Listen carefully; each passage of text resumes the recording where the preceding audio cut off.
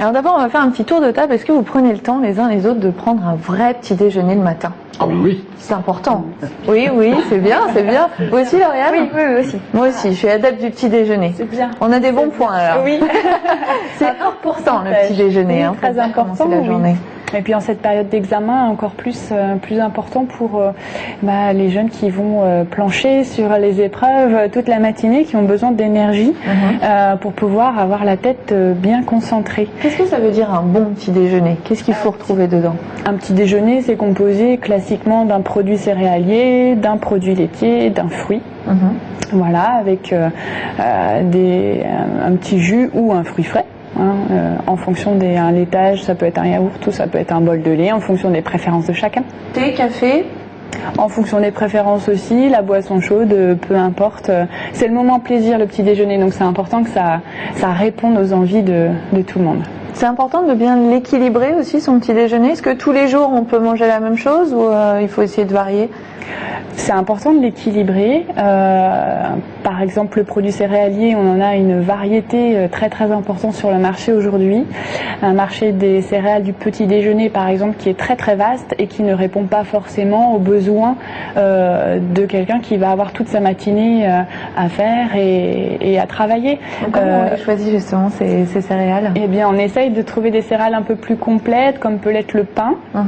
Avec une variété de pain aujourd'hui qui est très très grande et qui permet de varier tous les jours son petit déjeuner avec un pain différent. On peut être un pain aux céréales. Et oui, tout à fait. On peut s'amuser aussi à y mettre dessus des confitures, des marmelades, des gelées très très différentes. Ah oui. Et voilà, du coup, varier. Moi j'adore le petit déjeuner. Et un pain qui sera beaucoup plus riche en sucre lent, qui va nous permettre de tenir correctement, contrairement à certaines céréales que l'on peut utiliser le week-end pour se faire plaisir, mais qui dans le quotidien, en semaine, est un sucre un peu plus rapide qui va nous donner faim en milieu de matinée. Est-ce que vous conseillez les protéines également? Alors les protéines, vous en avez un petit peu dans le produit laitier. Donc du coup, c'est notre protéine du petit déjeuner, notre produit laitier. Jambon, œufs. Alors on n'a pas une culture anglo-saxonne, mais si certains sont attirés plus par le salé, on peut équilibrer son petit déjeuner aussi en y ajoutant une petite tranche de jambon avec un petit peu de pain et du beurre. Alors donc là, on a fait un petit point justement sur le bon petit déjeuner. On disait, en période d'examen, c'est important parce que ça permet de tenir, comme vous le disiez, tout au long de la journée. Est-ce que on vous conseille quand même d'avoir un petit encas dans le sac, quelque chose pour... Si la matinée est très longue, oui, pourquoi pas. Il y a des personnes qui, par le stress, vont avoir du mal à faire un petit déjeuner, par exemple, très important. Le ventre un peu noué. Ça. Et du coup, l'encas de 10 heures peut permettre de pousser jusqu'à midi et de ne pas avoir de coup de barre en cours d'épreuve. Qu'est-ce que vous conseillez justement aux personnes? Il y a des personnes qui disent qu'elles ne peuvent pas manger le matin.